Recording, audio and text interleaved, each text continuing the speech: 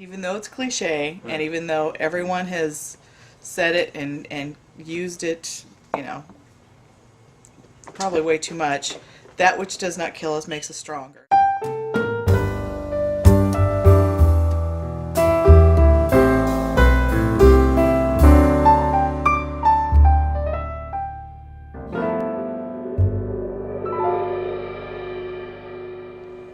You know, I guess my earliest memories are probably of birthdays and Christmas, Thanksgiving, because my mom always had all of us together. Um, my mom's sister, she had one sister, she and her family would come over for the holidays, for birthdays, and we always spent that time together. And even when my parents got divorced, my dad still came over. He was there every holiday, every birthday.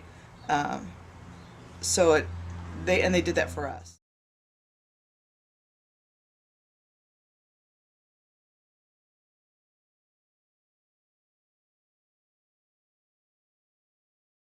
Probably my mother. Your mother. Yeah, my mom, because she was everything. She was my mom, she was my dad. She, you know, raised four kids, worked at least one job, sometimes two jobs, and still managed to come home. And we never, ever had a night where we did not have food on the table.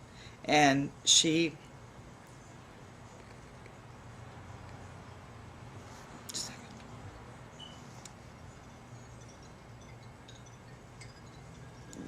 second. She always made sure that we had food. She would always eat after we ate. So that I will never forget that she made sure that we always had food, and what was left over, that's what she had. And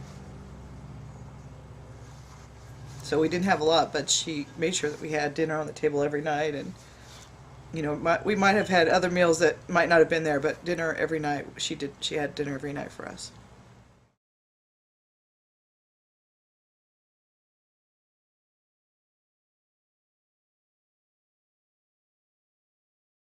When I went in 1977, and actually when I was in,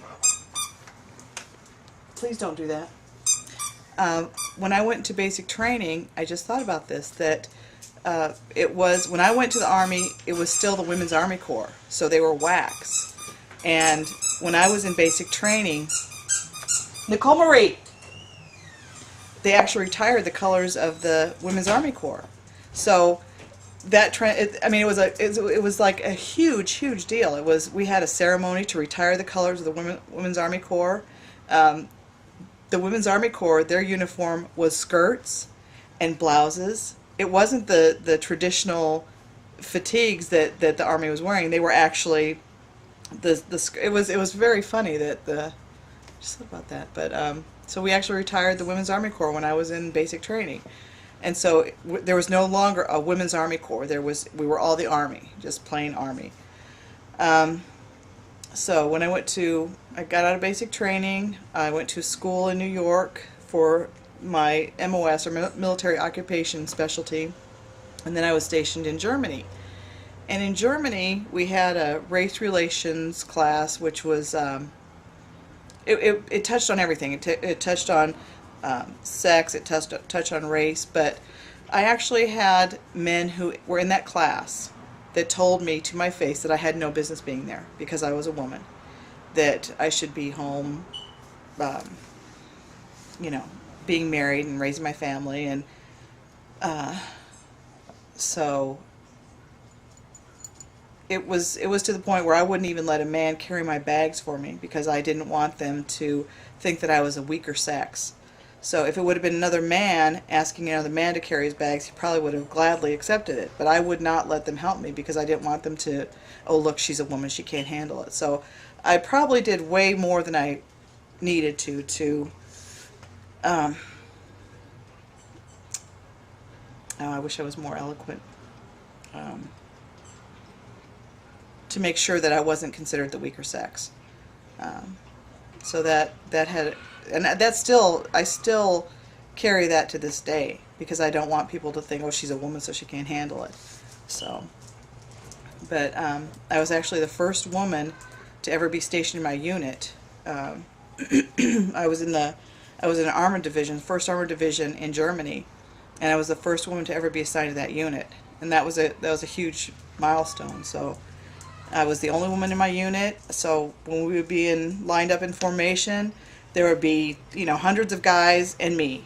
I was the only. So on one hand, it was very cool because I think for the most part they treated me like a sister, not like a. They looked out for me, and it was a very. It was. I didn't feel like what am I trying to say? I didn't feel like a sex object. I felt like I was part of a family.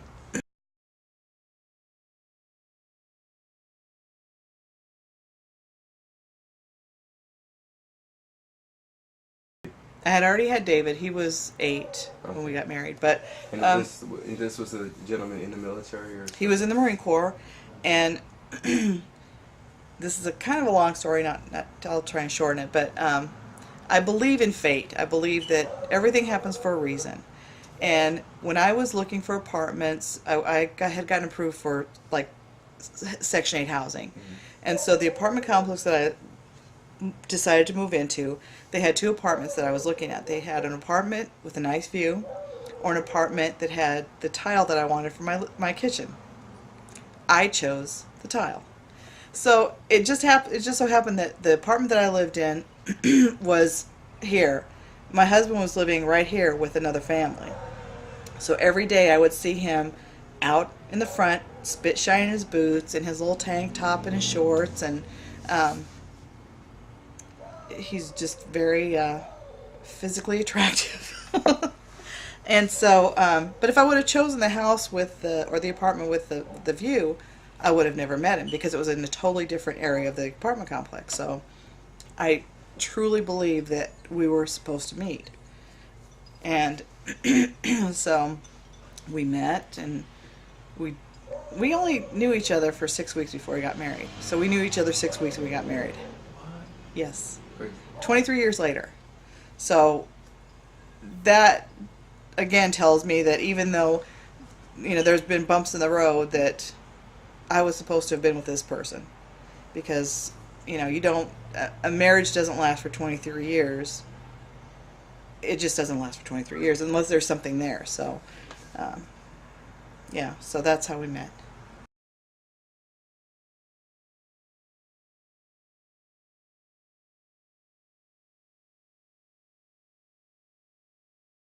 I became a Marine Corps wife. I mean, I really didn't anticipate that. I didn't go in with any agenda. I just basically we got married because I was pregnant. I mean, I know that's not a great reason to get married, but cool. but that's why we got married. So and at that point, I didn't know if he was going to stay in the Marine Corps or if he was going to get out. I really didn't know. I don't think I thought that through. But I think that once he became a stepfather and a father, then which I really admire him for that. I admire him for stepping up and being a 20-year-old man and taking responsibility of an 8-year-old son and a pregnant woman. He didn't have to do that. He could have said, Psh, I just want to, I'll pay child support, whatever, but I don't want to be a dad to anybody. So I do admire him for that. And so, but when he became a dad, then what's that? That's it. It's gone.